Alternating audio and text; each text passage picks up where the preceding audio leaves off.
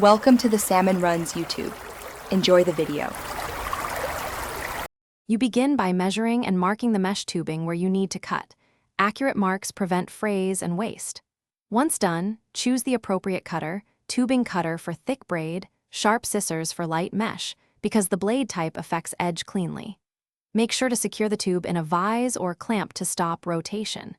You will also put on gloves and eye protection. Safety reduces distractions and keeps the process steady, letting you make a clean first cut quickly and confidently. Once the initial cut is made, you move on to finishing the ends so the mesh won't unravel.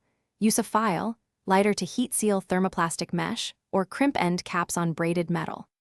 Next, slide any ferrules, sleeves, or connectors over the tubing before attaching to fittings, because once fitted you can't add them.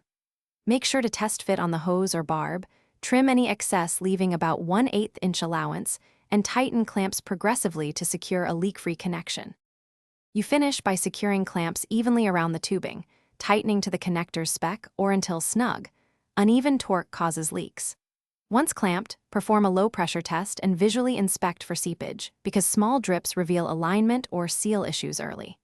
If you find a leak, make sure to depressurize, loosen, recut any frayed edge, reapply heat seal or fit a new end cap, then reassemble and retest. This single troubleshooting approach solves most installations. Thanks for watching. Consider subscribing if we helped you.